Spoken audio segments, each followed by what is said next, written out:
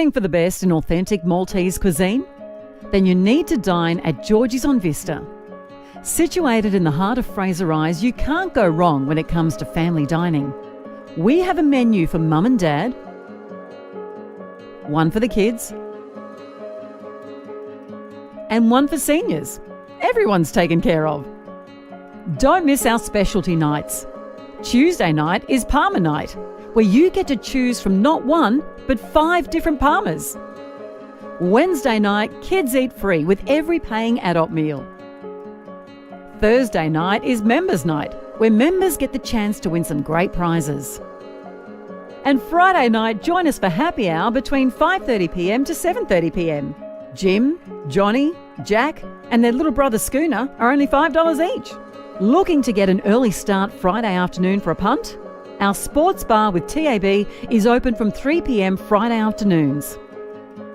To book your table, email info@georgiesonvista.com.au. Bring the family and come dine at Georgie's on Vista, 46 City Vista Court, Fraser Eyes, Plumpton.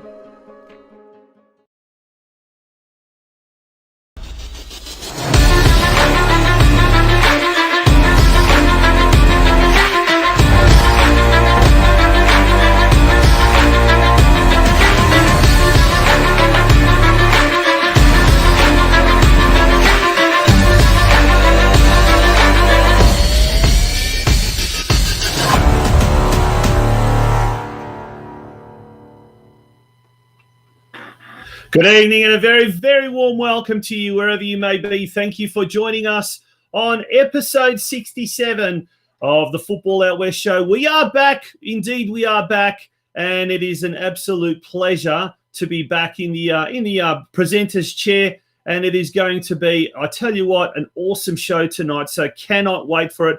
And, well, it's such a big show that, as is always the case, I can't do it all on my lonesome. I'm going to have some friends with me tonight. And the first of those is none other than the man, the legend, the one they called Mr. Craig Filer. Craig, well, he joins me on the show tonight. Craig, how are you? Good evening, Tonch. Good evening, listeners. Hope everybody's well. I'm well, mate. How are you? It's been since we've done this show. So yeah, it has been a while. How are you? Yeah, look, it's been an up and down kind of a thing, like for everyone else as well, personal issues as well as, global wider issues, let's call it that. But the worst thing is, obviously, the football is on pause. It has been hit on pause, but we're not. We're coming back bigger and better, Craig. We've got a massive show lined up, and we've got an even bigger show lined up next week. Wait till viewers, you hear what we've got planned for you guys tonight. But in the meantime, Craig, we've got a third member of the pack who's going to join us as well. Steve Curtin, he joins us as well, and he's joining. Oh, there he is. Steve, how are you? Yeah, well, thanks, mate. Well, you said you can't do it all yourself, but you do a pretty damn good job, as do yourself as well, Craig. But yeah, thanks for having us, guys, and hello to everyone tuning in, all the Football Out West community. Look forward to seeing you getting active in the comments tonight, and we'll do our best to give you all a shout out. And it's good to be back doing the show together for everyone who tunes in at home. Thank you for doing so. Yeah. Yeah. Oh, you can hear a bit of an echo there. Hear myself twice. Yeah, absolutely. Craig, mate, it's been a tough year. It really has, and it just seems to be getting tougher and tougher. But there's a lot of excitement building up with if not over here, but at least in Europe. Let's talk about that very, very quickly because overnight we'll talk about some of the news that's happened recently. But let's already jump the gun, and next week we've got something big planned, haven't we? Yeah, look, the European has kicked off certainly this weekend with the EFL kicking off and the Charity Shield, which we'll chat on later on. But yeah, Tonch, we're going to have a bit of a European roundup next week. We're going to try and get a few people from around Europe. Certainly got someone from Italy who's going to talk to us about Serie A. And there's a lot going on in Serie A at the moment. So for our Italian listeners and our supporters of Italian football, make sure you tune in next week. And we're looking to get a couple of big names in from the UK as well to give us a bit of a lowdown on what's going on in and around the UK. Yeah, but in the meantime, Steve, tonight, a very, very special Caroline Springs George Cross episode, mate. Who's going to be appearing on tonight's show? Yeah, well, we've got, I guess, a regular appearer on the show, Mark Sultana, the president of Caroline Springs. George Cross will be joining us, as well as SASHA Pete, who coaches not one, but 2 junior teams there at the club, a community team and an NPL junior team. And not only that, ex-Socceroo Ivan Franic will be joining us, who's recently joined the club after his A-League time wrapped up there at the MacArthur side. So he's come down, he's debuted for the club, and he's going to debut on the show soon. Yeah, that's going to be really interesting, isn't it, folks? I mean, I think he's 34 years of age. He's played in the A-League for a few clubs, but now he's still, I mean, you'd think, Craig, you're a coach, you'd think at 34 years, a player with that pedigree, a player with that experience coming to George Cross at State League 1 level, he would have a lot to offer the club, a lot to offer the younger players in particular. And he's hooking up with his brother, Joey Franjic, as well. Yeah, and I think that was the last bit there was probably a little bit of a draw for him before he finishes up playing football. You can't go on forever. And from all accounts, and I have had the pleasure of coaching against him a few years ago, but by all accounts, he's a very nice, personable guy. And I think, for George Cross, is a fantastic signing. Yeah, no, it's a great thing. We'll be talking to Ivan a little bit later on, as well as SASHA Pete. I've got to get that right. He's an interesting fella, Steve. Now, me and you were talking about this off air. SASHA has got his own YouTube channel, and he tells us, and we'll talk a little bit more about that with him. It was a lockdown project last year where he started to get in contact with a lot of the old Socceroos and NSL superstars, and he's basically got a whole heap of interviews that he's recorded, and that for me is quite an interesting thing as well. Apart from the fact that he's a coach of 2 teams of Georgie's. Yeah, well, it's funny how it happens when I know I actually coached at the same time I coached the under 18s and the under 11s back when I was in my early 20s, and it was one of those situations where you end up coaching one team and then the other team finds itself without a coach at the last minute.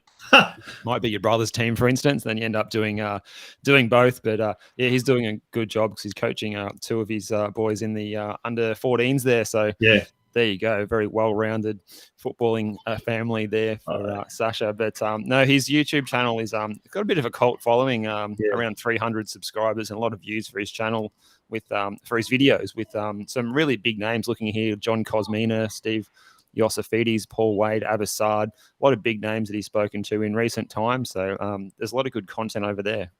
Yeah, no, that should be really, really fun, guys. I'll let you guys step away for a second whilst we organise ourselves for the news desk. Folks, that is coming up very, very shortly. Don't go away. It's going to be an action-packed show tonight, and also, obviously, heaps and heaps of George Cross material, but also lots of news coming up. So do not go away. You're tuning into the Football Out West Show. It is episode 67, and it is proudly brought to you by our 2021 major sponsor, the Caroline Springs George Cross Football Club.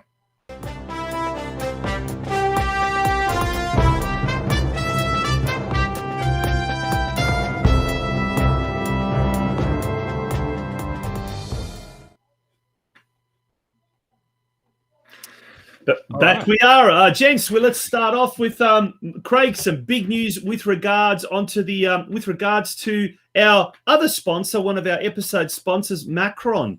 They've signed something big with the Melbourne Victory Club. Is that right? Yeah, no, fantastic. 5-year deal, Tonch, with Macron for Melbourne Victory to wear the Macron badge for the next 5 years. That's a fantastic signing for Giacomo and obviously Macron. And it shows. I suppose it shows their intent of re-establishing themselves in Australia.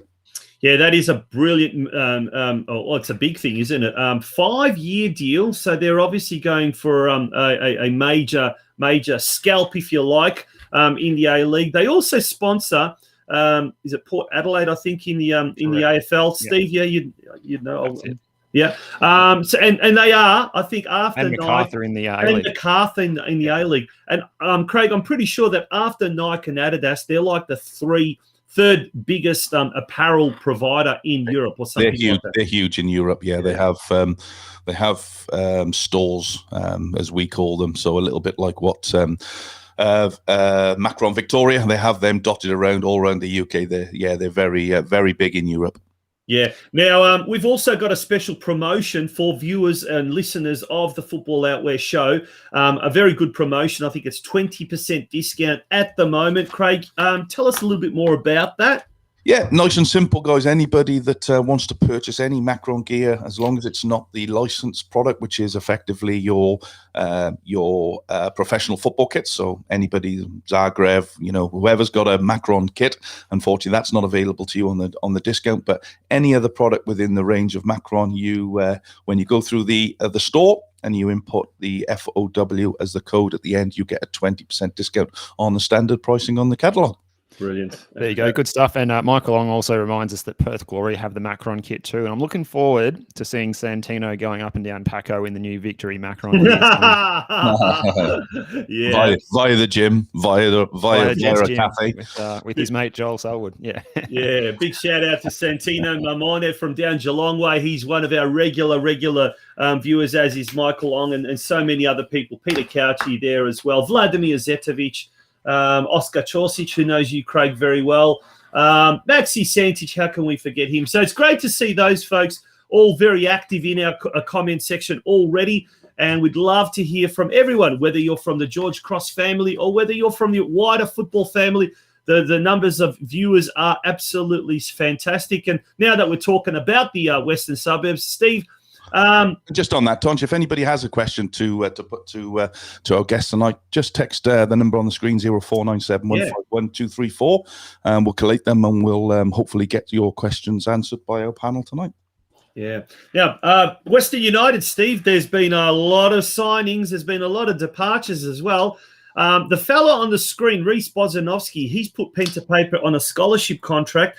Now, me and you had the pleasure of seeing this guy in action against the Geelong Soccer Club when the Western United NPL 3 side was playing just recently. And, geez, did he score a wonder goal? Probably, I tell you what, he scored 2 goals that night, but one of them was like goal of the season contender. Very exciting young prospect, hey?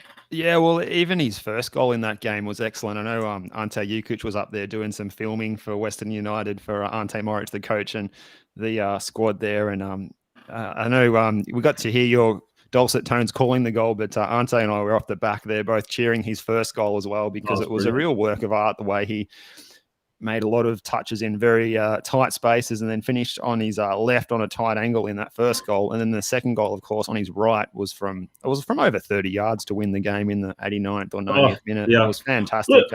So certainly from our experience of watching Reece, well worthy of that senior scholarship role with the A-League squad that he gets for 2 years. He's only 17 years of age, can play in that number 10, number 8 role. And from what we've seen, at least in that, he's got a lot to offer. And I believe he actually was at Georgie's when he was a youngster as well, before going to Melbourne City's academy, and then, of course, now at Western. So, the chances will come, and we've seen in the last couple of, or last season at least, the A-League players, or the A-League squads were giving younger players a chance finally last season, and hopefully that continues this year, and Reece will get a chance to strut his stuff at the A-League level. Now, Craig, he joins Adisu Bayu and Ajak Du, who have also got scholarship contracts. Another youngster, another teenager that's signed is a returnee from Europe, Noah Botic, who was part of the Australian under-17s team. I think he's also moved into the the young Socceroos or whatever they're called. Yeah. Good move or bad move? 19 coming back from Europe. Is this a step in the wrong direction or a step in the right direction? Look, there'll be a few listeners out here, Michael Long in particular, will probably lambast me for saying it. But look, it's why football's like it is, guys, because everybody's got an opinion and nobody's really right. But I personally, good luck to the lad. But I feel that it's probably a wrong move for him at 19 years old, regardless of whether he's been playing senior football for Hoffenheim or not, or whether he's playing in the academy. My feelings are that, if you're good enough, and you tout around yourself as being good enough, and the feedback and the rumours and the reports that I've read are that he's a very, very good football player and a massive prospect for Australia, why don't you pick yourself against the best, whether that's in League 2 in the UK or second division in France or third division in Italy. it's got to be better than coming back and playing in Australian football, which for me is probably not where I would want to be playing as a 19-year-old boy. That's my opinion. I get it. Michael Long's just popped up, but Aaron Moy came back, and there are going to be those ones that do come back, make it, and go off and do it again. We've just seen Denny Jonra just join Toulouse after a fantastic Ollie Ruse. But look, good luck to him. I'd like to see him be playing on a regular basis. I suppose that's going to be the key, isn't it? If he's playing on a regular basis, then people turn around and say, well, it's the right move for him. He's getting game time. He's playing regular football. And if a move comes off the back of that, then happy days. But I just think we find it too easy for Australians find it too easy as a safety net to come back to Australia. We look at another player that's just come back, George Blackwood, my favourite player. I thought you were going to mention him. He's come back. He found it too hard to play in League Two. Yeah. So, he's come back because it's a safety net. He knows he's guaranteed game time here. And for me, that's wrong. But that's just my opinion. I'd like to hear from the listeners who've and you two guys as to what your thoughts are on that. Steve, what's your opinion? Look, I think that's a good point that Craig makes as well. And I guess the landscape has changed so much. In the NSL days, coming back home wasn't an option, because coming back home meant you had to go and work a full-time job and train in the evenings and stuff. But now that safety net is there with the A-League, full-time football and what have you. And I guess it comes down to for Noah's opportunity to play first team football. And if he felt like he wasn't going to achieve that there, and he thinks that he will here, I understand the move. But yeah, otherwise totally on board with what Craig has to say as well. Look, it could be a lifestyle thing. I know he's a Sydney boy, so he's come down here via Germany. I was going to say West Germany. Where am I living in the past? What year is it? What year is it? Someone at the start of the thing in the comments said, "What day is it?" We're going to ask, "What year is it?" Yeah. Look, it could be that, but look, I think I'm genuinely excited about the signing of him. I'm genuinely excited about the signing of the Reese Bozanovsky, but I'm definitely not excited by the signing of Nikolai Topper-Stanley, who's played 344 A-League games across 13 seasons. I mean, seriously, like the merry-go-round just continues. Jamie Young, a 35-year-old goalkeeper from Brisbane Roar. Okay, I rate him. I actually rate Jamie Young. I think he's a very, very good keeper, and he's been at Roar for 7 years. But Ben Garuccio, ex-Adelaide United, Melbourne City defender, now he's coming down. Dylan Wenzel-Hall's also. All right, he's another good prospect. He's come from Brisbane Roar. But seriously, is it that bad that we've got no talent in the Michael Long? You shush. Topper-Stanley's a rock, though. He's a rock. He's about to disintegrate. Come on. He's replacing Durante. I mean, he comes from the rock age. Bloody. I mean, he's from the Flintstone age. No, seriously, guys. What? Craig, I think I know I'm going to have an ally with you. Tonchi, if we could play the devil's advocate here, because you make a good point. All I could say is that the club's lost a lot of experiences with the like of Durante, with the likes of Barisha. I can see Craig looks like he's nodding as well.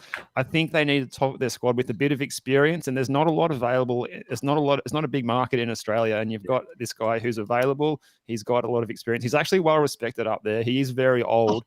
An ideal circumstance, though, would be very old. He's very old. I mean, he's younger than me, but an ideal set of circumstances would be that they are able to field a starting 11 of younger players, and he would just be backup. That's best case scenario. But if they need that experienced defender in their central defensive combination, well, they've got that option there to use him. Craig, now I know why we get this guy on, because he's the voice of reason, Steve Curtin. Well done. Very, very good. Look, I had to play the counterbalance to your extremely strong argument, Tonchi. I think I actually agree with him as well. I think, we'd all like to see the youngsters given a go, but given the fact that, as you said, the players that have left, it's not just Uzcock's gone as well, hasn't he? So that's the other one. He's gone. So he's a centre back stroke midfield, holding midfield. So there's a few players that gone there, and like you said, if he's available, then why not? But again, it just shows what the merry-go-round of the A-League is. That doesn't matter how old you are or how many clubs you have. There's always a club that'll take you, and Jamie Young, look, I think that's not a bad move, if I'm honest. I think Jamie Young is apparently very well respected. He's obviously worked under John Aloisi previously. What will be interesting with the goalkeeper situation is what's going to happen to Scott. Who's going to become the number one? Because Scott did a fantastic job last season. Yeah, I hope Scotty can keep his spot, mate. What do you think? Yeah, look, I'm the same. I think I did a fantastic job when he came in last year. In fact, he kept Curto out of the squad, didn't he, for half the season? Yeah. You've got another young lad that's in the MPL, with Charlie Emery, who's a fantastic prospect. Very big, very well respected up there by the coaching staff. But I think Jamie Young will come in as a bit of I think he will try and get that link between all the players, a little bit of maybe joking around, maybe a bit of seniority within that group, because what seems to have happened over the last 6 months of the season was there was a lot of animosity and a lot of infighting within the club. So maybe John's bringing these players in that he knows that he can get the best out, and they can perhaps help the younger players around them. So I suppose we have to give the club the benefit of the doubt. Oh, we do, absolutely. But as Maxi Centich says, retirement league, now the recycled league. Yeah.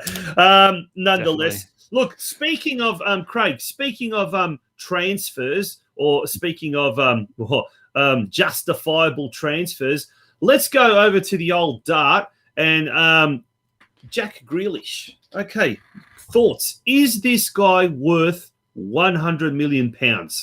And tell us a bit more about this. Yeah, look, is he worth what? You're only worth what a club will pay for you. That's the reality of football nowadays, yeah? And it's an old adage, but if somebody's willing to pay $100 million for you, then you'll take it. I remember 1980, Trevor Francis was £1 million and 1 penny. That was back in 1981. Now we're talking $100 million for a player. Do I think he's worth it, Tonch? No. No, I don't. He's a very good player, but what's he done? He's been at Aston Villa since he was 8 years old. He's played for Aston Villa all his life.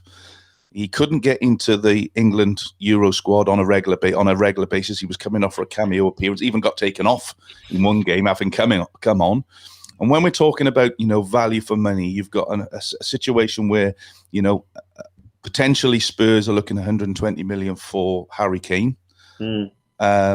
Or you take this lad as a 100 million. Now he's a lot younger, granted, but is he worth $100 million? I'm not sure. I think it's every player that Manchester City look at, their price will be inflated on any player, because they know that they're only making inquiry because they're actually serious about it. They wouldn't make an inquiry for no reason. And I have to say, they're not a club that panic. They're not a club that when, Aguero finished or retired or moved on to Barcelona, that all of a sudden I've got to go out and get somebody. If they wanted somebody, they would have signed Harry Kane by now. Yeah. Look, 6 years, he's an English international. Steve, obviously he's there as an investment, signing someone on for that long a period. They're obviously looking to make some sort of a profit out of him eventually. Is he a long-term prospect, or is he going to provide the club with a little bit of a short-term benefit? Oh, you'd think they're looking at him long-term. He's still at an age where he can improve his game, and under Guardiola, he should be able to do that. But the key thing will be, will he get the game time to see an improvement in his game overall? And that's the big question with the wealth of attacking opportunities they have. Obviously, gives himself the chance to play Champions League football, so that's obviously a big carrot as well for him, and an opportunity to take his game to the next level. And really, that's their desire, isn't it? That Champions League title that they can't get, and that's what comes back to the reason for this signing. I would say as well. But I think I agree with Craig, as you said. They're only worth what they're willing to pay, and they're paying top dollar because he's an English player and he's proven in the Premier League. And when you've got those attributes, you're going to pay through the nose for it, like it'll be the case if Kane is transferred as well to another English club. And as we're seeing on the screen now, a bit of good news this morning: Leicester City getting the win over Manchester City. Just before you go on biased here, so I won't comment on that one too much. But it was Steve. Just before you go on to that, can I just go back to the Jack Grealish thing? Yep. The big problem that UK footballers have, and English footballers in particular, is their overflated pricing. If you go to Europe, the prices are not. And that's the big issue that, that's why there's a lot of European footballers coming into the UK, because of their street value is a lot less than if you look at the lad that where's he just signed for? He was at Brighton, played. He was at Newport County a few years ago. It was 2 seasons ago. Ben. Somebody will come out me. Ben. He's just signed for Spurs, is he? I know what you're talking about. Ben White. He's just signed for $90 million. He hasn't even played an international game, but he's gone for $90 million. So I think it's a classic case of what you're saying. There's a big issue in the UK of overinflated prices. Yeah. Sorry, Steve, crack on, mate. So there's, as you say, there's that value there, and the clubs that are smart, they use the statistics. They sign players from France and Belgium and other places in the world, and they can pick up players. And yes, it can be hit and miss because they're not proven at that level. But if you can, get as many strikes as you do wins, if you're a selling club as well, you can then move them on for a huge price because then they are proven in the EPL. So that's it. I think we were going to move on now to the Charity Shield that was played overnight, or the Community Shield as it's known these days. I think some people consider this as a bit of a kissing your sister cup these days sort of thing, but good to see Leicester get the win over Manchester City with Kelechi and Acho scoring a 89th minute penalty. Kissing your sister cup. Never heard that one before. I think that's something the 40agos used to use a lot. They used to call the the old UEFA Cup that, I think. Yeah, well, there's the headlines there. Leicester City win Community Shield to dampen Grealish's Manchester City debut. Jack Grealish did come off the bench. He started on the bench, and it was Kelechi Iheanacho. Did I say that right? Yeah. Scored a late penalty in the 89th minute against his old club. And Leicester City had defeated Manchester City there in the Community Shield curtain raiser. Did you watch this? What a great story that is for that Absolutely. football. What they've gone through in the last few years. They won the Premier League. The owner died, obviously, in that helicopter crash just outside the ground. And, a bit of a stat. I think last season they were in the top 4 of the league for I might be wrong, but I think it's something like 40 weeks of the season they're in the top 4 and finished 5th. Yeah, and the previous season too, they've been incredibly unlucky to miss out on the Champions League last 2 seasons in a row. But they have to try and hang on to their players when they're just on the edge of making the Champions League. There's a lot of interest in Yuri Tielemans, obviously, and they're hanging on. But they had a shocking injury. I don't know if you saw this, to Wesley Fofana, who's been one of those sort of players, one of those stars that they plucked out of St Etienne for a bargain price for his ability. And he had a shocking incident in a friendly against Villarreal during the week. So they got a couple of issues at central defence now, as Johnny Evans is also injured. But we will see how they go when the EPL kicks off, and it kicks off next weekend. We're going to have a massive morning our time. Yeah, it does. So we're going to have a massive European show next week, ladies and gentlemen. Make sure to tune into episode 68, which will be devoted lockdown or no lockdown, extension, no extension. We're going to go. The show goes on, and next week we'll be talking about European football. So that I cannot wait for that. That's going to be absolutely awesome. Sticking with the EPL, Craig, some other big name signings or recruits are being talked about, and I think some have even been locked in. Tell us a bit more about that. Yeah, well, the Romelu Lukaku saga, that's been going on for some time now. And it looks as though Chelsea are in prime position and have agreed a fee of £97.5 million deal with Inter Milan for the ex-Chelsea striker. So he was obviously with them back in 2011, I think he left, went off to a few clubs, Everton, and ended up obviously in Inter Milan. But he's going. Looks as if he's going back to join the Chelsea drive at Stamford Bridge. And now just translating that into our context, into Australian dollars, it's about 175 million Australian dollars. Goodness me. Well, we talked earlier on about Grealish, but still less than Grealish. Yeah. Well, if you were, Grealish is about 188. Well, if you had 100 million, Tonch, to spend on a player now, would you pick Romelu Lukaku? Nah, George Blackwood. George Blackwood. George Blackwood, then Grealish. No, then Lukaku, then Grealish. In that order. Matt Simon not in there? No, Lukaku. You wouldn't put Matt Simon ahead of He's close, but just because of his age, we'll rank him down a little bit. Yeah. Well, he's older than Nikolai Topo Stanley, is he? No, he's not. That's a bit of a good laugh tonight, folks. That signing there obviously it looks like a done deal, and I would imagine, and we'll find out next week probably more so on from our Italian correspondent that the move from I think they had another player. I think his name was Martinez proposed. I think he was looking to go to Arsenal. But I would imagine now that they're not going to get rid of Martinez and Romelu Lukaku from the front line of Milan, Inter Milan. Yeah. Now, ladies and gentlemen, it is a George Cross-themed show tonight. We've got heaps to get through, and we've got in the green room, we've got a star-studded lineup. Mark Sultana, the president, ex-Socceroo, and new signing Ivan Franjic. He'll be joining us a little later on as well as the under-14s community and under-17s NPL coach, who also moonlights as a little bit of a celebrity interviewer with the old NSL days. Sasha Pete, he'll be joining us a bit later on. Mate, we've got an awesome lineup. So do not go away, folks. Gents, very, very quickly, let's talk about the Matildas. This is probably the last thing we'll talk about. We're just running out of time. They did extremely well. Once again, outperformed their male counterparts at the recent Olympic Games. Steve, they seem to improve as the tournament progressed. Their second rendezvous with Sweden was a lot better performance than their first. Gustafsson, is he doing a good job, is he? Yeah, well, we went into the tournament pretty nervous after they'd had a lot of heavy defeats leading into it, but they got their confidence up with that first game against New Zealand. They performed pretty well, particularly in that first half. They probably could have killed it off and boosted their goal difference a bit, but they got the job done to get through the group. And look, they've got a pretty good team on paper, particularly the front three, I think, is world class. They got a couple of issues. Central defense, as we saw, is a bit of an issue in that final bronze medal game against the States, and maybe they just need a good number 6 defensive midfield type as well to unearth, and they should have all the pieces of the puzzle. Ali Carpenter was a star in this tournament for me, as was Sam Kerr under a lot of pressure. She delivered with goals. Kaya Simon, who missed out on the World Cup a couple of years ago, was excellent, and we've got a pretty good one in Mary Fowler as well, who can come on and play so direct. So a lot of good signs there.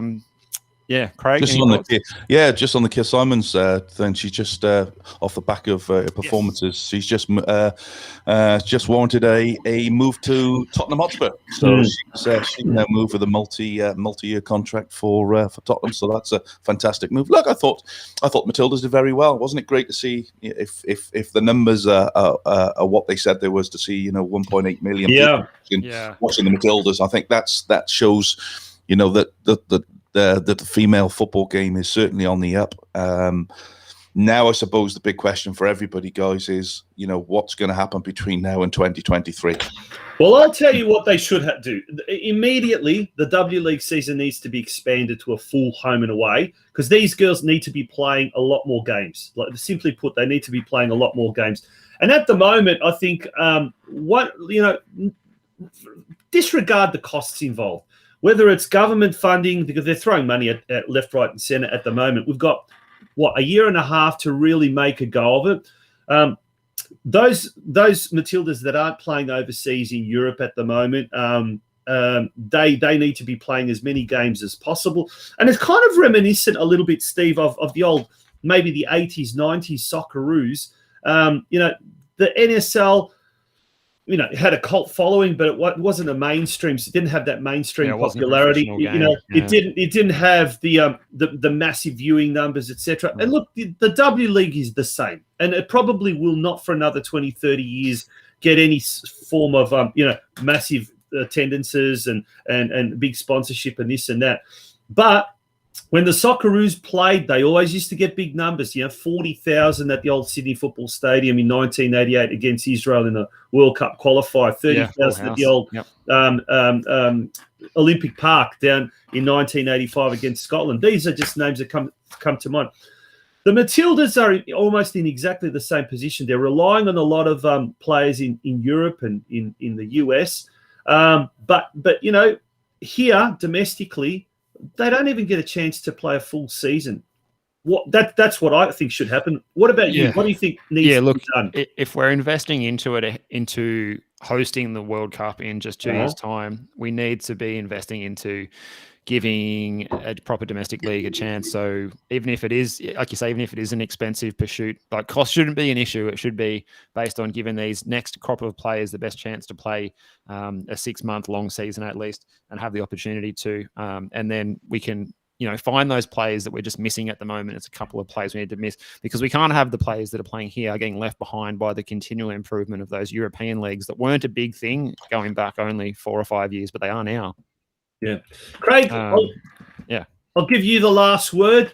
Are we too reliant on Sam Kerr as far as the Matildas is concerned? She is an absolute world-class player. But, it's like when she's on fire, the Matildas are on fire. When she's not on fire, we're not on fire. Are we relying too much on Sam Kerr? And who is the heir apparent to Sam, if there is one? Simple answer to that, to Tonch, is very simple. That's why strikers are worth 100 million plus. In the men's game, they're the ones that score the goals. They're the ones that put put clubs and countries on the map. Is the pressure too much for her? No, she seems a very, very down level-headed person. I don't. She was really upset on the other night that they lost. She was getting quite angry at times on the pitch because of that. But look, that's the job of the coaches. That's the job of Football Australia now, to try and find who that next Sam Kerr, because she's one game away from a career-ending injury. Then we got to think of who's going to come through. So it's now that the Football Federation have to put some onus on the coaches to say, right, who's the next Sam Kerr coming through the system? Yeah. Exactly. All right, gents, we're going to take a little bit of a break, and when we return, folks, it's all about Caroline Springs, George Cross, and we will be having it's 3 of the best guests that we could possibly get, of an all-star cast heading your way. So stay with us. Go grab a quick drink if you need to, quick toilet stop, but make sure you're back within seconds, because we've got the president of all presidents, Mark Sultana, joining us straight after this break. Looking for a venue for your next event? Our function room at Georgie's on Vista is the perfect place for your next special celebration. That special birthday or anniversary, a baptism, communion or confirmation? Whatever the celebration, we can provide a fun and enjoyable atmosphere with great food. Why not hold your next corporate event in our function room? We can seat up to 100 people and can provide you with a professional environment. Whether you're looking to hold a stand-up or sit-down event, we can cater to your needs. We have meal plans and platters for you to choose from. For more information, send an email to info@georgiesonvista.com.au. There's no better place out west to hold your next function than at Georgie's on Vista, 46 City Vista Court, Fraser Rise, Plumpton.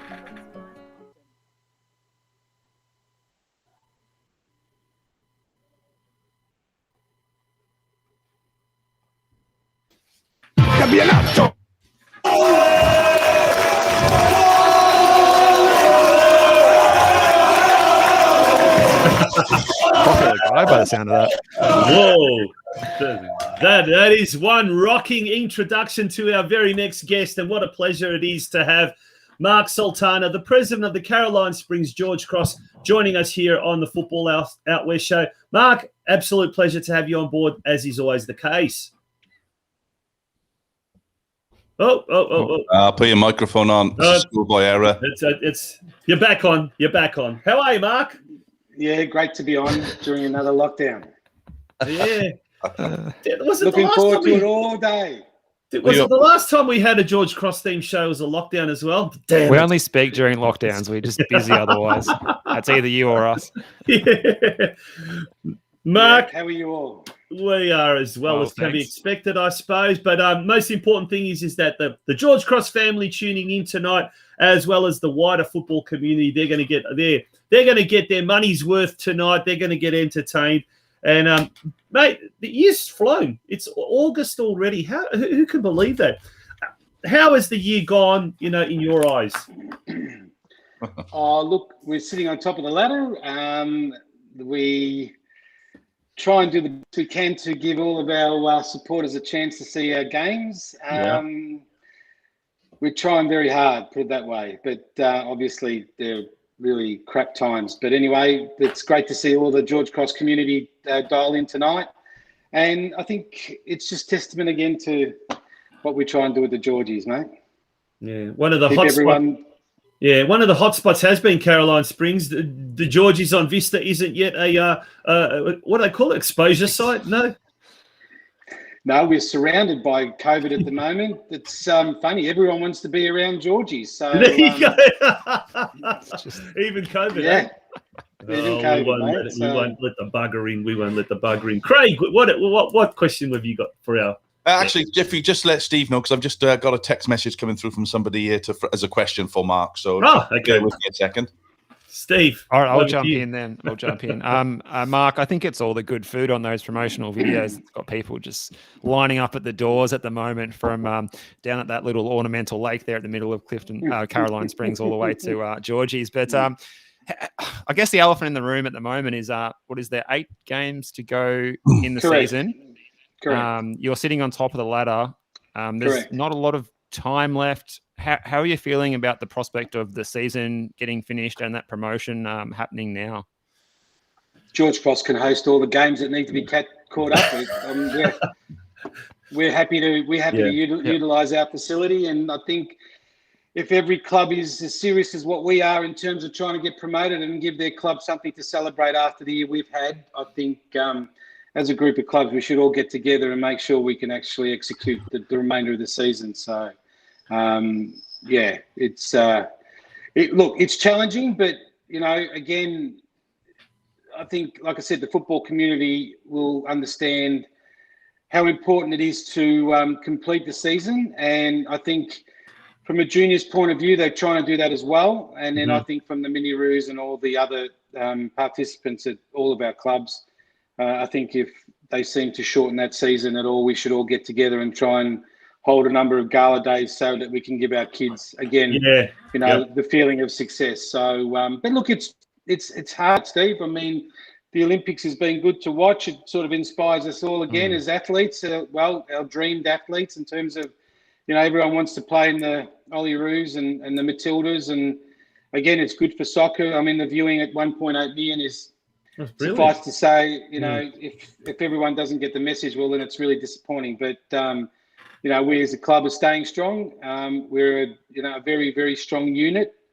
And we'll do all the best we can to host midweek games, whatever we need to do to help complete the season. I'm sure everybody will jump on board, and Eric may also understand that he's also pushing to make sure we complete our season, which is great.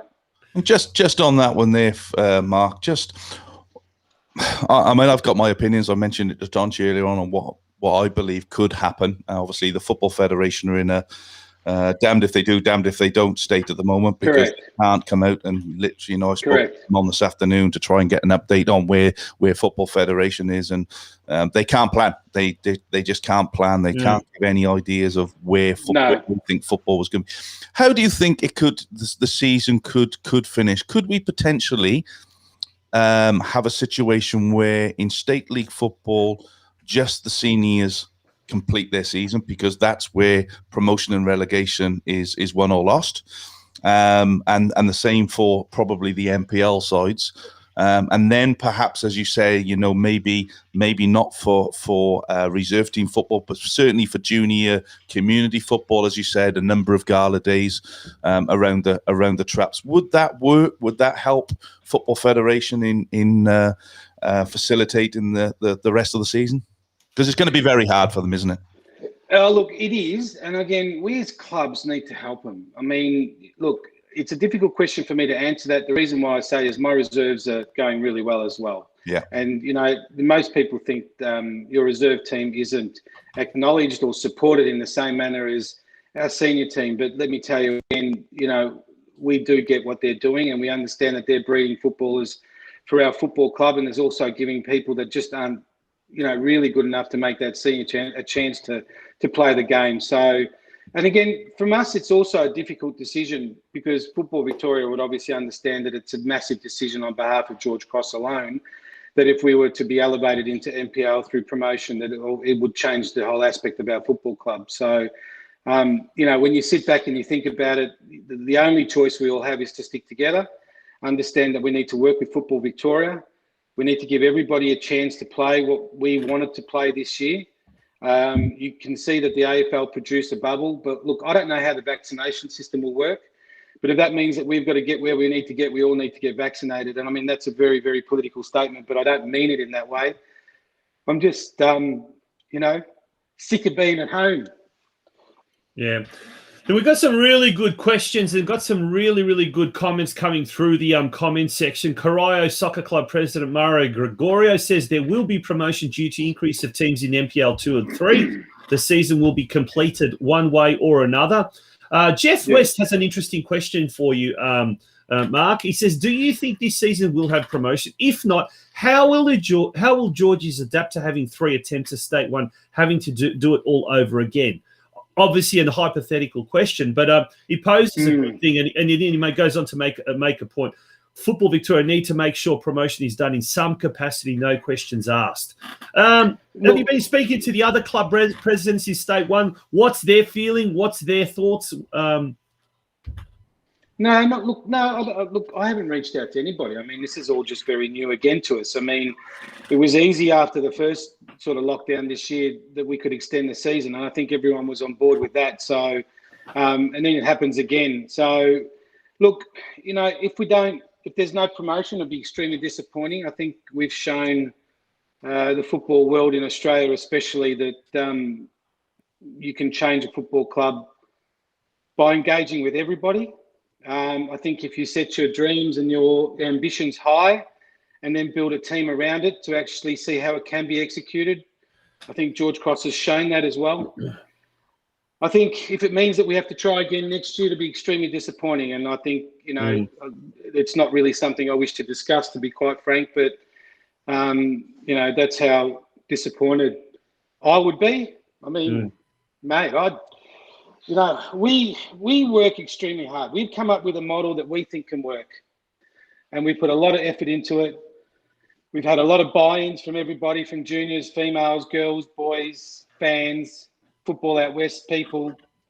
I think you think about what we've been able to manage to do with the help of people and an understanding that this is for football, then I think you see why it'd be very disappointing if we weren't able to be elevated. So, I mean, I think I'll leave it at that. I mean, I think it's important for the kids to understand that they're here for the long term and not the short term. And by being long term, for me, it's get promoted, stamp our name, and then go for B-League. So that's what we... You know, and again, COVID isn't helping it. You know, there's a lot of talk about B-League, which is great. But, you know, COVID's put a real spanner in that at the moment because you need to fund it. And then how do you fund it?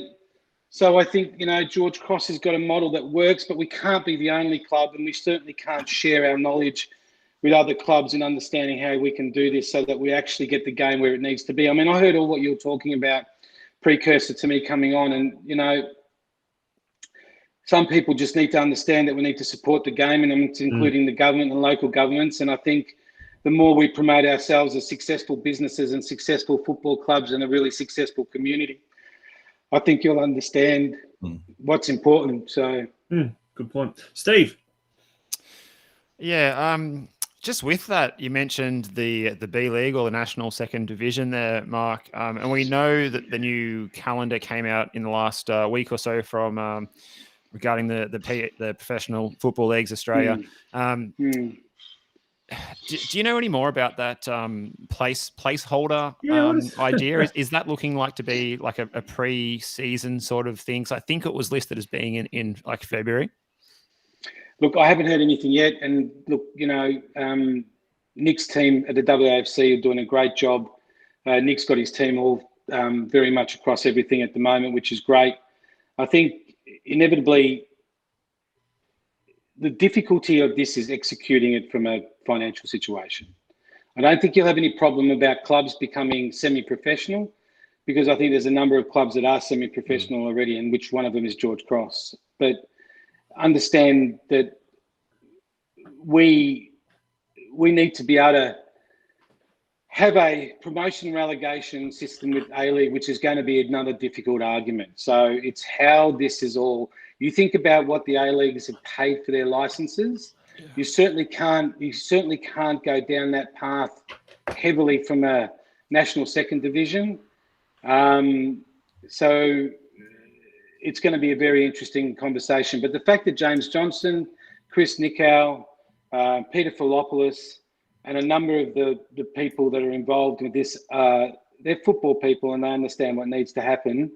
And again, we as fans and as supporters of the game need to help them. We need to show support, and we need to give them the understanding that we're there to support them. And I think, George Cross has a business model that we use and promote our business, which is Georgie's on Vista, to be able to, build an income base that puts our club in the right position. And I would be very disappointed if we weren't one of the clubs that would be looked at and understanding from a criteria point that we tick all our boxes. And not only do we tick that through FFA, but we're also a fully 5-star club. So again, I think if anything, we believe we can sustain the financial implications to the club.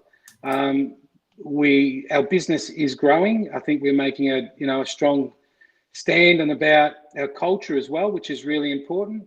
And I think just from that combination of being able to promote within your club the business that George Cross owns in Georgie's and Vista is a great income base for us to build this club and move it on and really try and get to the top of football through the support of our fans and our members and all of our junior programs. I mean, most presidents come on would say the same thing, but you got to understand where George Cross was. There are many people, many people stuck by that club while we were at Chaplin. And it wasn't the fact that Chaplin's facilities deteriorated. It was the fact that they believed they had a club. And the fact that, we can show the football community that we can strive to be at the top. And yes, thanks to the council and thanks to all of our, our supporters and our sponsors. You've got Malaga Real Estate who's stuck with us. His mum sits on the board. There's so many important relationships and so much to our business that involves so many people. And it's like, again, I keep saying it's programs like this and questions from yourselves that gives us the ability to promote our club and show to the soccer people that we can do this. Just support it. Yeah. Just quickly, Mark, I mean, George Cross, since moving to Caroline Springs, has not only just become a first-class football club with first-class football facilities, but it's also a real community institution, the Georgie's on Vista, as you said. Speaking of which, is that still running through the lockdown at the moment for takeaway meals and stuff like that?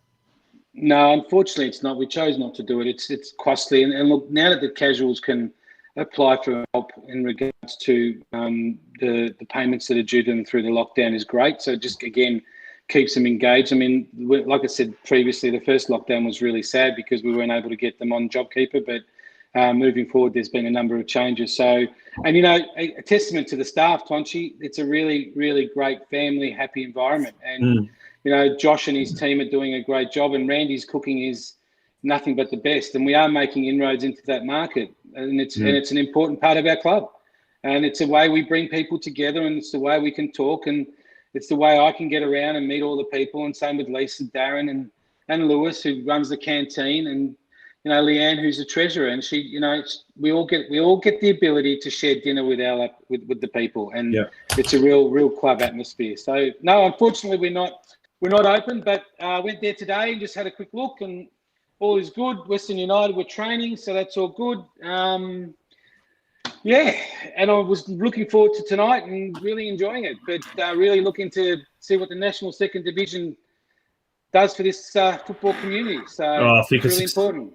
I think it's exciting times ahead. Craig, you had well, just before we'll try and get Nick on over the next couple of weeks as well, Mark, and see if we can get some further info from him on where everybody is. But just going back to the Georges there, and he spoke about getting the local excuse me, that's a COVID cough. Getting the local people involved in the club and the guy in the canteen there do. I had the pleasure of joining you guys up there for the Euro finals very early in the morning, where there was a full cooked breakfast going on and some stupid drinks from your technical. People having shots at 6 a.m. right or something, wasn't it? Shots at 6 o'clock in the morning. But that was a great atmosphere. You know, it was rammed in there. Everybody having a good atmosphere except for you.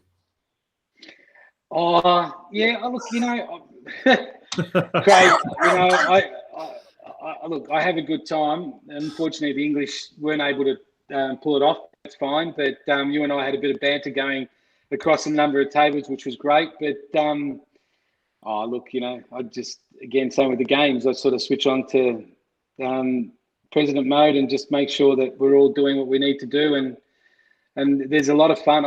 Mate, for someone that hasn't been involved in football, is the feeling that I get is quite amazing.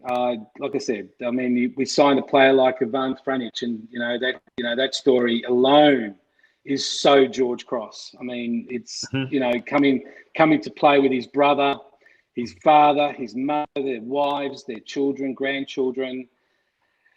Look, I mean, you know, he's giving back to football. I mean, everyone would think that, you know, George Cross are, you know, going miles upon miles to be able to attract a man like this, but he's actually giving a lot to football, and it's testament to the family, testament to him, testament to the group of people that wanted him there for the club, to be able to show that we are a caliber of club that can actually invite someone like that and consider, you know, playing football for us. Yes, I know his brother would have been a huge part of that, but the fact that he can have faith, and that's just another message to all our juniors and women's teams that, you know, this is an up and up. It's up. Football is up and up. Matildas, everybody. I mean, let's not forget we beat Argentina in a junior program. Okay, you know what I mean. There are challenges ahead. Yes, I agree with extending the W League, which is again, game time is very important. I'm learning that. I'm learning a lot about football whilst I'm playing this role as president of such a wonderful club. And the fact that, you know, again, Ivan just ticks it off for us, and he had his debut game, and we were able to entertain a number of people at our club, which was great. Lisa looks at every aspect of the business, and because Georgie's on Vista is a licensed venue, we were able to have 100 inside and 300 outside, all dining. So again, we look outside the box, and we able to put back into the football club. It costs a lot of money to run this football club, and you know, we're about to do our business plan moving forward, and you never know. We obviously have our AGM, and then another term. People that want to put their hand up will have the ability to do that, and again, you know, hopefully, again, the club moves on. No one stops.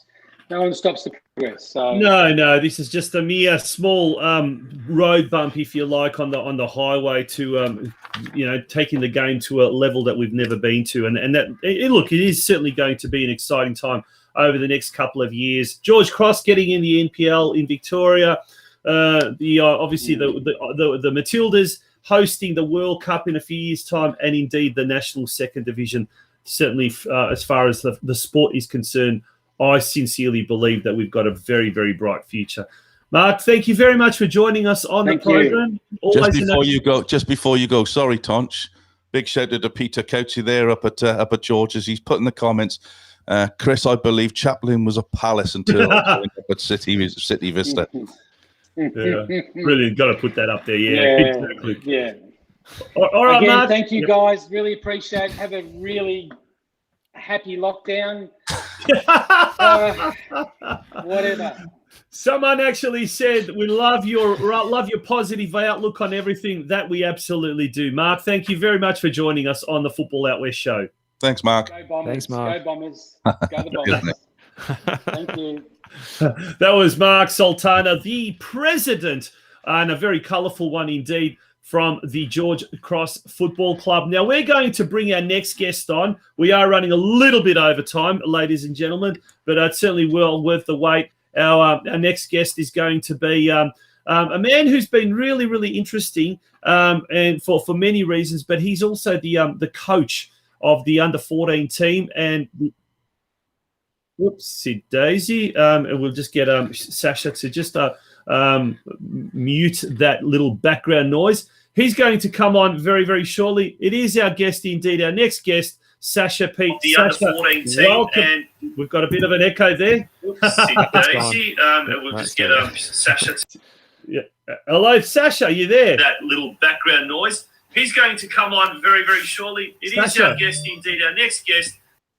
Can you Put some turn off headphones that? on. Yeah. Put some headphones on or turn that off because we're getting a little bit of a delay there. Hello, you there? We're having problems with getting Sasha. There we go. Sasha. He's switching off his mute. Don't mute yourself. All right, Sasha, you there? He's done it again. Unmute yourself. Don't touch anything. Oh, here Sorry, we go. no audio. Well, there he's back now. Every time I unmute him, he mutes himself. Sasha Pete, welcome to the show. How are you? Now we can't hear him. Oh, no. Maybe he can't hear I us. knew this was going to happen. Oh, goodness me. Sasha, can you hear us? I think he's hit the wrong button. Hello? The joys of the Zoom meeting. Yeah, it worked in progress here on Football Out West. It worked absolutely. Yeah, he's gone off. Well, he's doing his best work there, and he's just having no luck. It's a bit unlucky. Look, unfortunately, we're going to have to. He's trying to get on, and hopefully we can get him on. Let's go for round 2. 3, 2, 1, and there he is, Sasha Pete. How are you?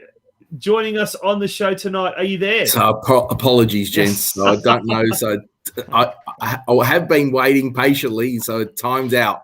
So it's probably our fault. We've been banging on for at least 20 minutes longer than we told you we would be. So that tends to happen on the show sometimes. But thank you for your patience tonight. No, not a problem. And thanks for having me on. Now, mate, you are a man with who's multitasking, and a lot of ladies often accuse us gentlemen of not being able to multitask, but you are a shining example that it is possible. You are the coach of the under-14 community team, but at the same time, the coach of the under-17 NPL team there at George Cross. How did that all come about? So firstly, I've got a strong love for football. It's my 3rd year at George Cross. Mm-hmm. I also play in the 3rd side, so shout out to all the boys who play in the 3rd side. So we try and get out there, have a kick. Great stuff. So how did that come about? So both my kids play in the 14 side there, and it's their 3rd year. So I came across. I was actually heavily involved at another club called Western Suburbs down the road. Yep. So put my hand up to coach that side, and it's continued on. And we had a bit of a reshuffle with Mick going across, and he's also stayed involved in the 17 NPL, but has taken over the 14 side. And as you know, when you can only have one C license coach assigned to each NPL side, so we needed to do a bit of a reshuffle. So I've taken the head coaching duties there. It's probably been about 5-6 weeks now. Yep. So I'm at the club most nights, so might as well do back-to-back sessions, eh? Craig, one NPL coach to another. Yeah, so obviously, let's talk about the NPL, and then perhaps, guys, you can talk about the community side. Obviously, NPL under 17s in League 3 Northwest, I think. Yep. How's it gone for the young lads this year? It's obviously quite a competitive league. Bit of travelling up to Murray United and so that's one of the deficiencies of. I think the quality in the squad, probably being in Division 3, is probably they could have competed in the second division, but I mean we've struggled for goals. So our whole ethos is, I think the team defends really well, and their work rate and work ethic is second to none. So there's a lot of talent in the squad, and so if we, like most teams, if you don't score, you don't win. So that's been our problem all year. But you know it's about developing the quality in that division. I think any side bar the bottom couple can beat any other team. And the difference between the first place and the last place, the one thing I'll notice that it's not that much of a gap. So how do you go about your general week to week coaching? Because obviously at under 17 is a very difficult age. with school and everything else that's going on in the world at the moment. How does your normal week look for that under 17s group? Yeah, so we have 3 training sessions. So I think that we're moving into the performance phase of football. So I always frame it from, what is the football problem? What are we trying to address? And what are the things that are important, and focus on those elements. And we have one of those nights being focused on the being a little bit more physical than the others, and then we want to get them plenty touches on the ball, work on team shape defensively and offensively, and our biggest problem is finishing. So I try and spend a lot of time on finishing. If we can improve that, hopefully we can, improve the 1%ers. And that's one of the things, Sasha, they say a lot of coaches just don't spend enough time on finishing, and that is the skill that wins and loses games, right? Is that the case from what you see in junior football? Yeah. So this is the important thing. So, you look at, let's say, for example, 17s, and I've got players who can hit with their orthodox foot fantastically, and then you shift them to the opposite foot. And I've got players in my 14 side that can hit the ball better with their opposite foot than maybe players in the NPL 17s. So that's a problem, right? So that's something that not all players, but I mean, my expectation at 17, I don't know when you played first grade football, but 17, I was playing, reserve senior grade football, right? So I expect the same thing from my boys. So being able to hit the ball with the opposite foot, and how many of those players in that side can hit the ball equally with both sides of their feet? And these are the things that when you're working with the younger age groups, 12, 13, 14, 15, that you really need to drum into them, that they need to spend hours and hours and hours on working both sides of their foot, because the ball doesn't just bounce onto your orthodox side, right? Yeah. And so this is essentially really important to me. And we talk about you can coach the mechanics of shooting, right? But there are elements in the game you can't coach to have a nose for a goal. You can't coach being relaxed in front of goal, right? Those are the moments that can't be coached. You can coach the mechanics of hitting a ball, and you can set up drills, and then put defenders in there as well. But what you can't do is replicate game situations whereby they're going to take that exact same shot with a little bit of pressure, with people watching on the side, and then they're going to sky it over the bar. So these are the important things to work on, I think. And if I've interviewed many sort of top goal scoring strikers, and these are the things they talk about, that they need to spend time working individually, and like players, whether you play at the back or play at the front, spending hours. And what makes players at the highest level is not just coming to an NPL program, training 3 nights a week and playing, a game or two of the weekend. It's the hours, literally the hours that are spent. The one thing that I've interviewed now, more than 50 players that have played for club and country at the highest possible level, and each one of those players say as part of their junior development, they spent hours and hours kicking the ball against the wall, hours taking a bag of balls and shooting against the target. And these are the things that make that if you group players that make the highest possible level, that's what they are. And so I think it's important that players understand that, and if we can learn from the people that made it the highest possible level, try and teach these youngsters what it's about. And then obviously the desire to win, at that age, I find training's a lot better when you win. So when you drop points, it's a little bit better, but getting to understand that, it's only football. I can't remember what the results were when I was 17 and I played, right? So it's about falling in love with the game, that they're there to. So I hope that's what I hope to do. So part of their development there is about winning and losing as well. They need to understand that, of course, winning is part of the game, but it's the mental side of what happens when you lose. How do you pick yourself up for those training sessions? Knowing that it's going to be slightly different to probably what it was the week before, because there's elements of that you need to work on. But you touched on something very quickly, and I will be quick with this. But you mentioned their pressures. Okay, I believe there's far too much pressure on our youngsters at the moment to play. Probably not from themselves, probably from outside influences, from parents and of the like. But I've never seen a professional football player ever play well when they're under pressure.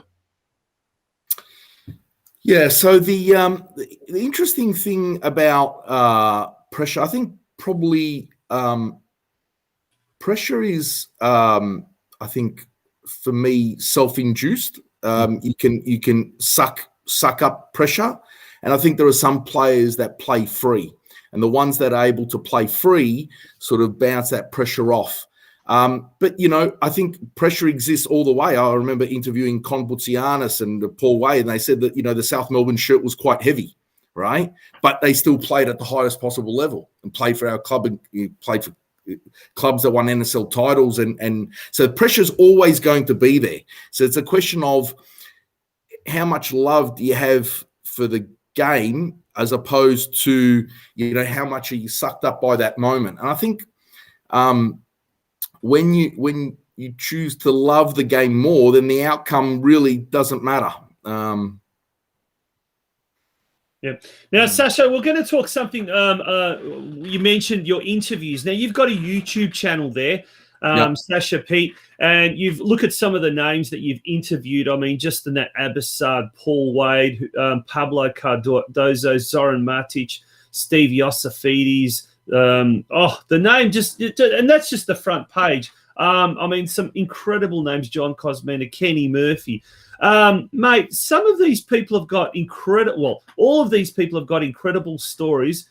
How did you get about to doing it? It must be a real labor of love, or is this are you looking at writing a book or anything like that? Because you got some incredible material there that you've captured. It's interesting. So the way it sort of first bubbled up was, we were in lockdown, right? So 12 months ago, we were in lockdown, and it's like, okay, what do we do? And I reached out to Michael Valkanis to do the first interview, and then a person who watches this show, Michael Long, connect me to the next couple of guests. So he enabled me to connect into the next couple of people, and then it's just sort of snowballed from there. And interview the likes of Rally Rasic, who, Rally calls me once a month just to say, hello, young man, how are you? And it's honestly, and you're on the phone for an hour later, right? And that's once a month. Wow. And so you start building friendships with these people, and, Alan Davidson, go to lunch, and Gary Cole, go to lunch, and Andrew Zinni. So is that a labor of love? Absolutely not. It's payment enough just to speak to these great people who have represented our country and know so much. So I love football. So I'll speak to anyone about football. So who better to speak with than the likes of, that's about to come out, Andy Pascalidis, who. Oh, Pascalidis. So he's very entertaining. Very entertaining. And, you become Facebook friends with these people. And you have conversations, and who better? So, for example, someone I interviewed, Harry Bingham, and he said, listen, Sasha, I'm down. I'm going to be going to my daughter's in-laws' house, and they're up at East Keilor. I'm going to come and take a session at your club, okay? Someone who's coached countries that have had World Cup qualifiers, been technical director of Football Queensland, can come take your session. All these things, we need to learn from each other. We need to share. So absolutely not it's not a difficult task. It's a passion. No. It's really easy. It comes naturally to me. Yeah. Now, mate, we're going to have to let you go. Unfortunately, we're really, really running behind. But that YouTube channel, Sasha Pete, very hours and hours of entertaining interviews. and what a better time now than during lockdown to just to jump on there and take in some of those interviews. So keep them coming, mate. We look forward to even a lot more interviews. And thank you for joining us on this special Caroline Springs George Cross theme show of episode. Cheers. Go Georgie. Good on you. Keep up the good work. Sasha Pete from the Caroline Springs George Cross. Gents, we've got a lot to get through. In the green room, we've got our main guest, the ex-Socceroo legend, Ivan Franjic, who's about to come and join us. So we're going to take a quick break, guys. But it has been a brilliant show before we take that break. Craig, it's been a phenomenal show. Mark had a lot to say. The interviews, the news, the items, as well as Sasha had a lot to say as well.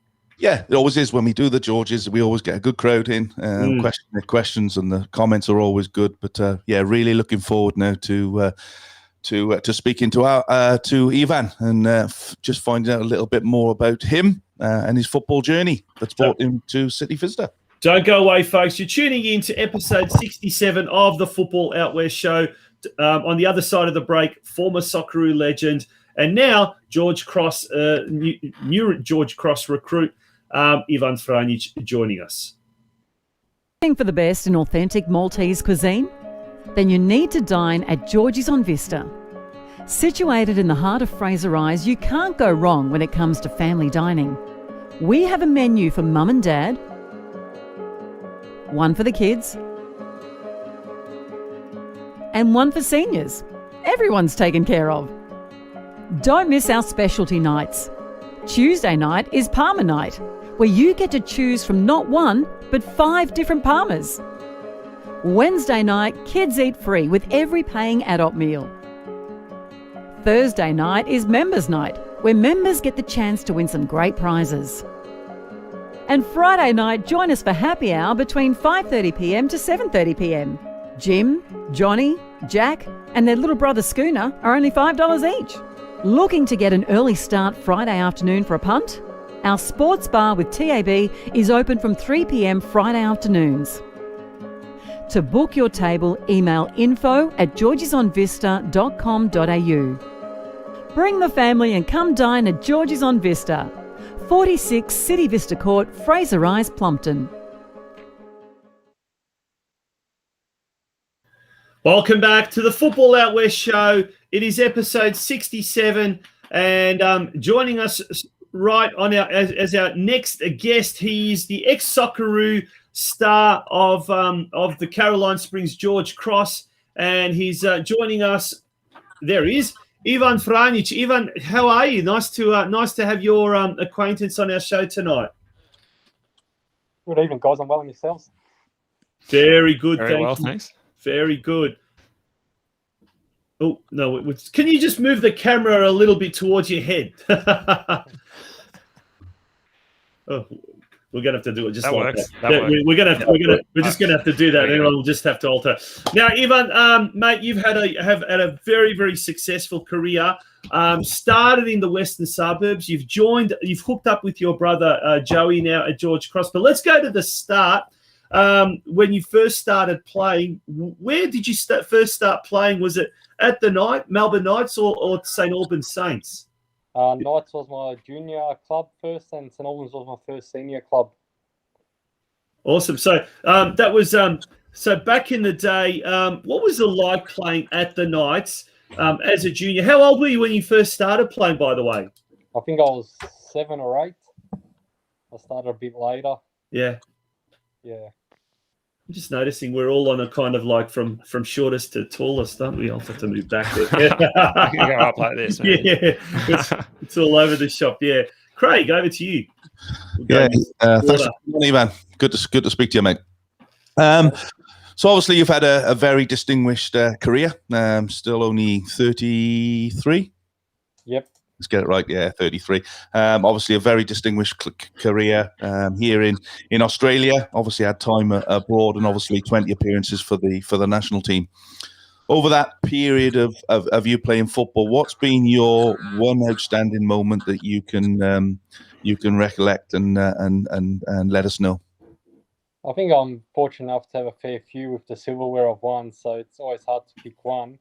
But I think if you're going to say one will be at the World Cup representing Australia, you always say as a kid you want to play the World Cup, and to have that opportunity is something you're very grateful for. And at that World Cup, Ivan, you played against some of the best teams in the world in that group that had the two World Cup finalists from the previous World Cup in it. What was it like playing over there and under Ange Postecoglou?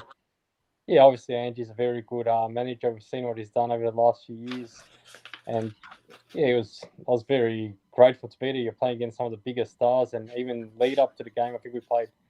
To lead up to the World Cup, we played South Africa and Croatia. So being Croatian, it was a big moment for me. Now, mate, talking about the international career before that, I suppose you had a pretty illustrious career in the Victorian Premier League, playing for Dinamo, then moving on to your childhood club, the Melbourne Knights, and then your Oakley Cannons, and then it was a jump into the A League, and you had quite a fair bit of success up at Brisbane Roar. Tell us a bit about that transition from going from VPL, sort of semi-professional, to a fully professional, fully professional club like the Brisbane Roar.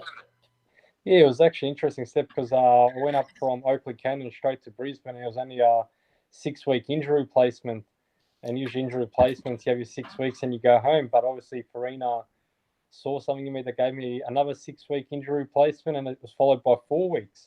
And then after 16 weeks, I got offered a 2.5-year contract, which obviously jumped at.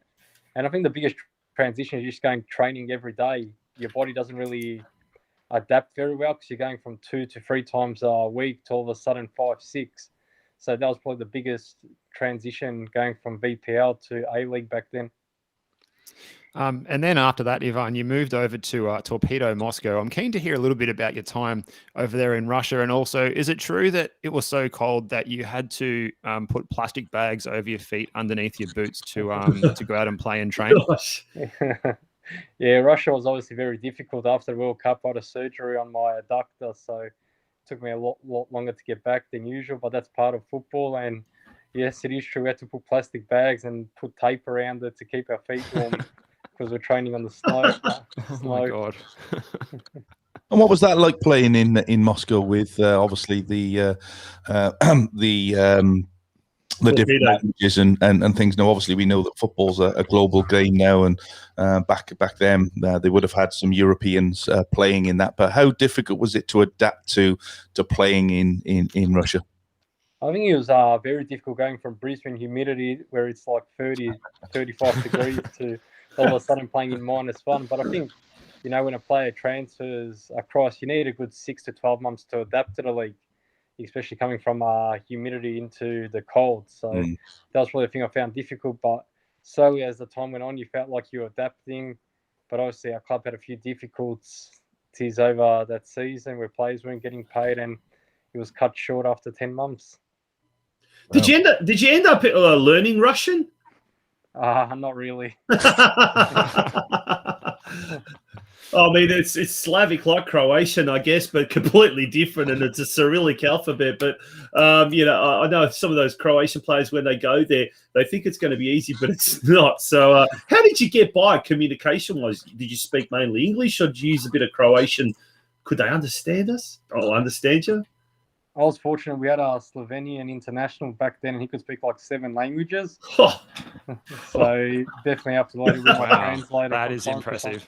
That is very impressive. That's amazing. Can anyone? Jeez, can't even speak too. Yeah, and then you came back to Australia, and you hooked up at Melbourne City. You played 39 games there. What was it like coming back home? Back to your home city, because you'd been away for quite a few years prior to that. What was the feeling of being able to move back into life in your hometown? It was definitely exciting. Obviously, you can play in front of family and friends every week, and you're back home where you feel most comfortable. So it was definitely, when I spoke to Melbourne City and we got the deal done, it was very exciting, and I was just looking forward to being a part of all my family and friends. Mm. And who was the coach? Who was the coach at Melbourne City at the time? Was it? John Van Schip. Yeah. Went to Valkennis. Yeah. Okay. Yeah. And then obviously you went. You had a bit of a stint after the Melbourne City, 2017. You headed off to was it Korea? Yep. Yep. Only 2 appearances there for Daegu FC. Again, we talk about Russia being different. How different was playing in Korea for you? I think Korea was a lot easier to go than Russia, but obviously after 2 games I broke down. Yeah. I think from like after the World Cup for a few years, I had a very bad period with injuries, and I just couldn't get on top of them at one stage. But no, I found the transition a lot easier because it was more similar to Australian football, but just obviously injuries cut it short, and yeah. And how did you find the obviously the Asians? We talk about it quite a lot, don't we? About how technically good and adept they are. We talk about the Japanese in particular being very technical football. Was it the same in Korea? Yeah, definitely. I remember my first possession. These guys would just start bopping it around, and I was like, "Whoa, this is amazing!" But no, you tend to adapt in that, and you just see.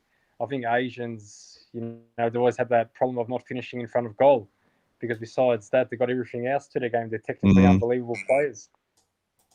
And from an Australian point of view, sorry, Steve, from an Australian point of view, is this something that we could be learning from those Asian teams? Because obviously we look at the Asian Cup and et cetera, et cetera. Is this something that you think that's something that we could be working on from a lot earlier age? I think definitely. I think they got their junior set up very well there.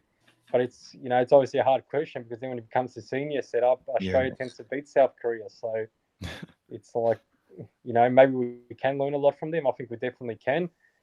But then maybe they can learn something of us in the senior teams. Yeah. And speaking of beating South Korea, can you take us back to that 2015 Asian Cup on Australian soil?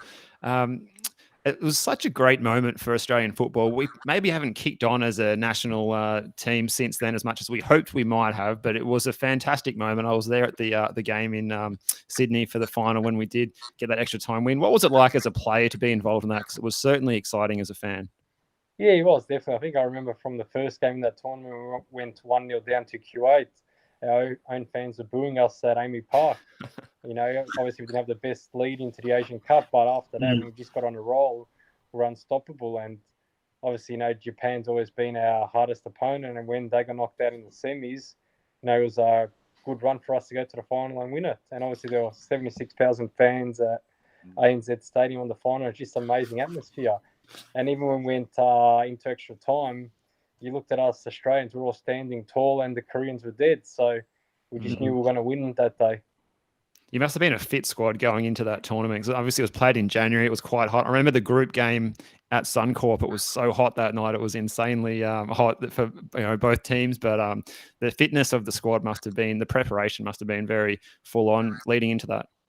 No, definitely. I think most of us players were playing at our clubs, which helps a lot. And, we're just going to the tournament peaking. And I think we had a good 15 days or could be a bit longer to prepare for that one. So that helped a lot, especially with Andrew's training and Craig Duncan there as the head of science and conditioning. So, yeah, we're very ready for that tournament.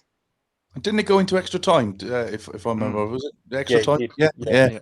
I can remember watching that at my local club when I was coaching, and I remember going to the club and watching that, and everybody was just dead on their feet in the last sort of 10 minutes of that game. It was certainly Korea were, and that's not something you sort of expect from the Korean side. But fantastic achievement.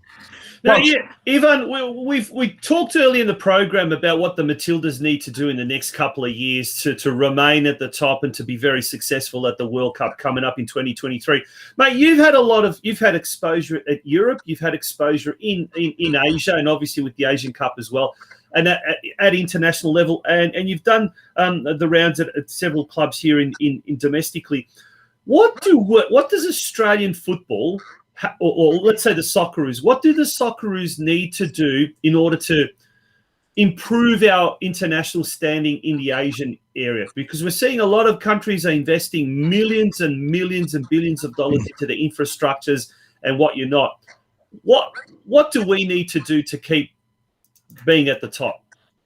Obviously, you talk about them spending a lot of money. And over there, it's number 1 or 2 sport. Where here, it's probably, if we're being realistic, it's number 4. And I don't think as much money and time and, ground availability. We can go on all day, what's available, what's not. But I think that's one of the key factors. I'm sure if we were number one sports in Australia, we'll be doing well at World Cups, probably making quarterfinals, semi-finals, and a lot more players are probably playing in the English Premier League. So I think it's just, goes back to us being where we are football in Australia. We're nowhere near the top sport, and we probably never will be if we're being realistic. Yeah. And, but, it comes down to funding and, junior setup. I think we just need to, have our own plan and stick to it and go, this is a 10-year plan, a 15-year plan, and start working towards that now. We just can't expect instant success all of a sudden. Every other country's had a plan, and we need to follow our own plan. And we've spoken about enough on this show, haven't we? We have, haven't we? I was going to say. And having an identity. I think that's the thing, having Australia having an identity, not trying to follow what's good in Croatia or what's good in Holland, because that's a different country. It's a different people, different culture. It's not Australia. So, we have to, here in Australia, and I class myself Australian now, been here 9 years, we have to start building towards having our own culture, that's going to set up the next generation and the generation after that of young Socceroos. We've already seen, what's happening with the Olyroos in the Olympics, what quality we have coming through the system. So it's there. It just needs to be nurtured, and we have a plan for this is what it's going to look like for the next 10 years, which I think Football Federation are starting to understand that and putting things in place for that. Would I be right? No, definitely. Obviously, you've seen a lot of improvement over the last few years, and I think our biggest problem is we don't really have a number 10 or a striker in the positions that win you games. Besides McLaren, I think every other top goal scorer has been international. So because I know Australians who go overseas physically where we can compete with them, we've always got that never give up attitude in Australia, and it helps a lot overseas. But I think we're just missing the killer instinct. Yeah, for sure. Given that's a good point.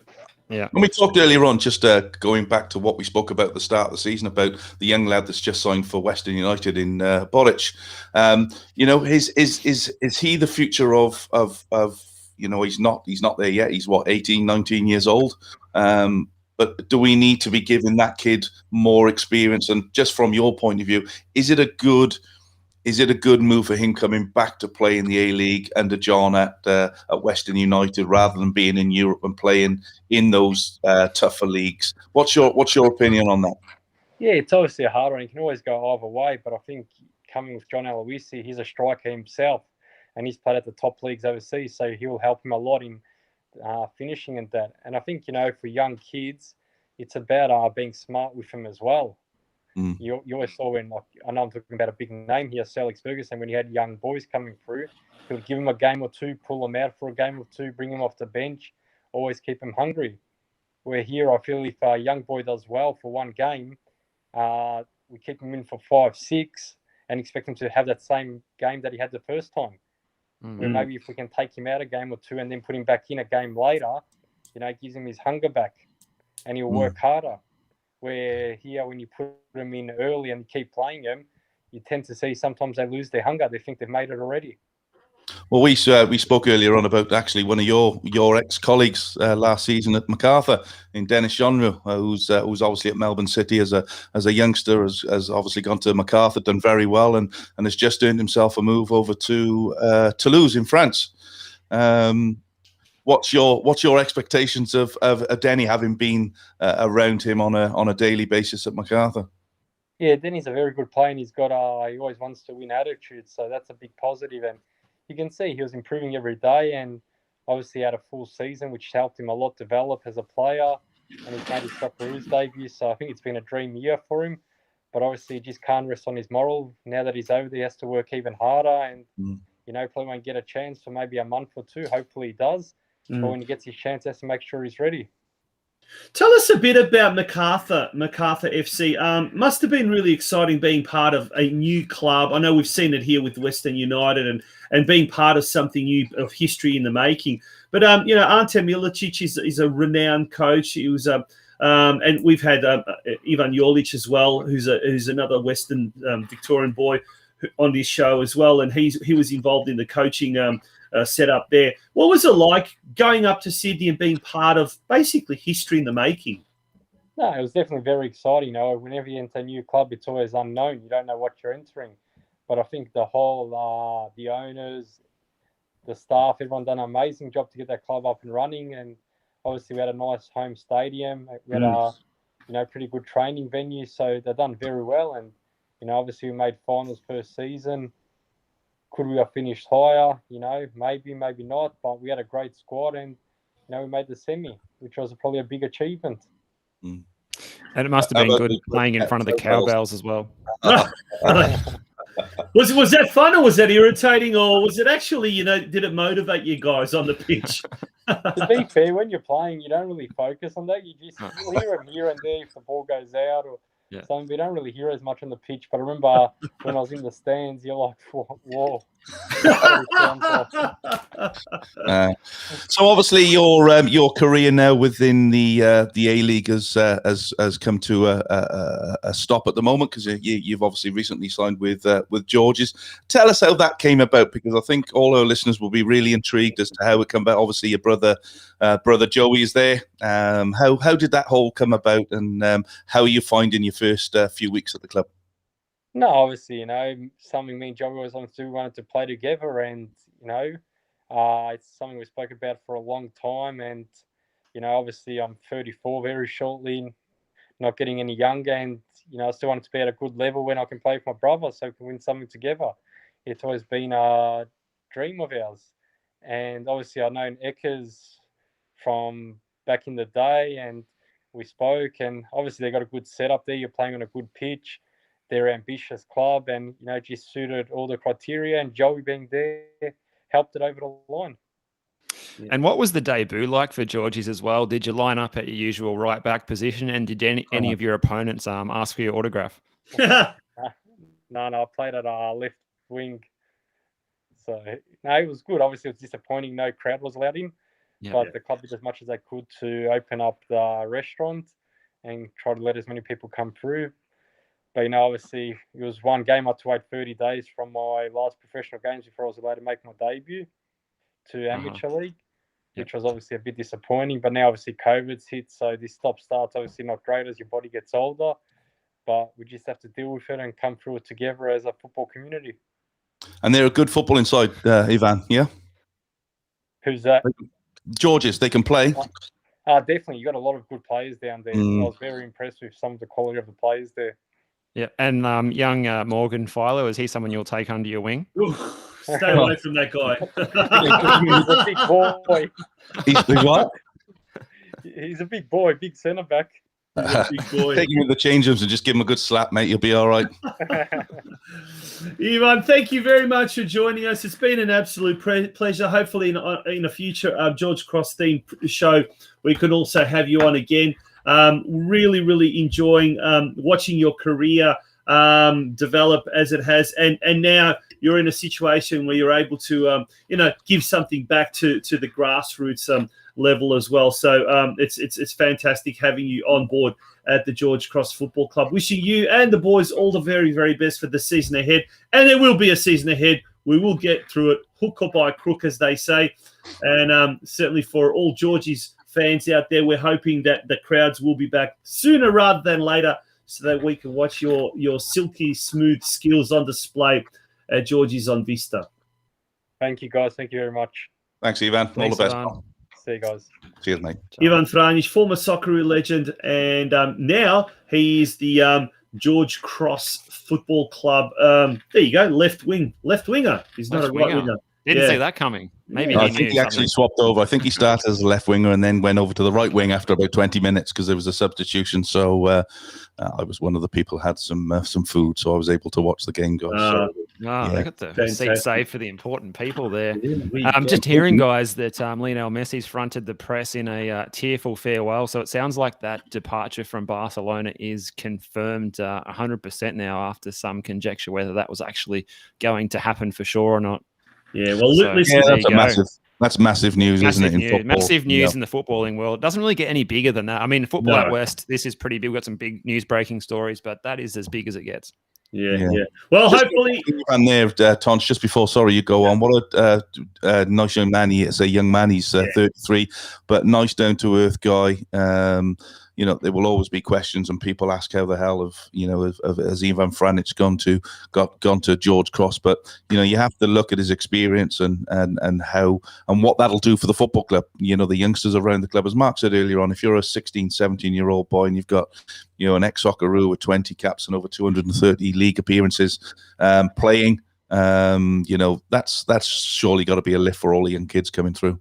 Absolutely. So, he's joining his brother Joey and family affair there. Now, all Mark Sultana needs to do is draft the Franjic's father, Frankie, into the mold. He was at the Melbourne Knights. He was always a very, very good MC. So for any function, any event, Frankie Franjic Senior was always there on hand. Big shout out to Frankie, Sanya, the parents of Ivan.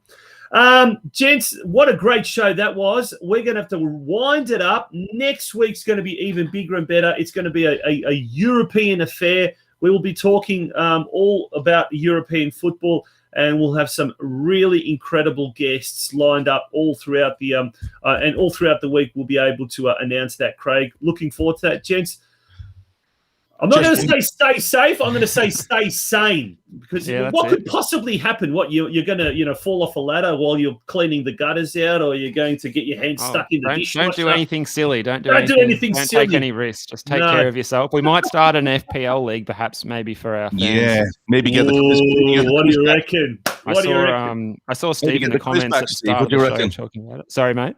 What about the quiz? We should get the quiz back. Oh, I don't know about FPL. FPL Fantasy Football League. Now, just one more thing before we do go, guys. Just for those coaches that want to get a certificate. We talk about coaching all the time, and there's not enough coaching courses available.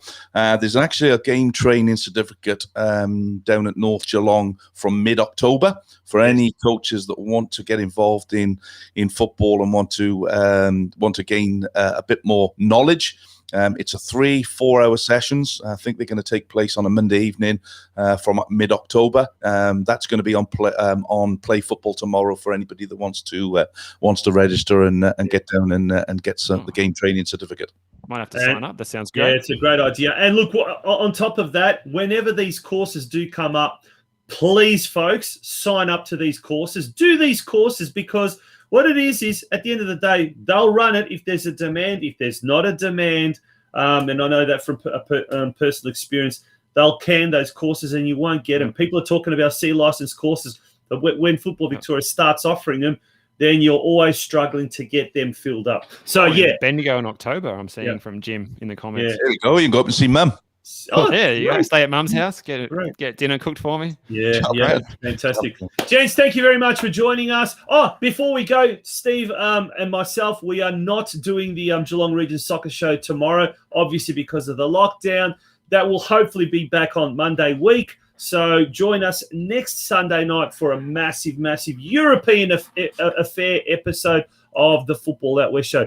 Craig, good evening. Thank you very much. Thanks for being there. Yeah. I'll get Fantasy Football League set up tomorrow. I've got nothing else to do tomorrow, apparently. So that's set up. I've got an RDO tomorrow. I'll have to draft a good team. See if I there you go. That'll be up tomorrow morning. Good on you guys. Thank you very much. And it was a brilliant show. Thank you very much, ladies and gentlemen, for joining us tonight. It has been an absolute pleasure. Until next week, good night, bye, and stay sane.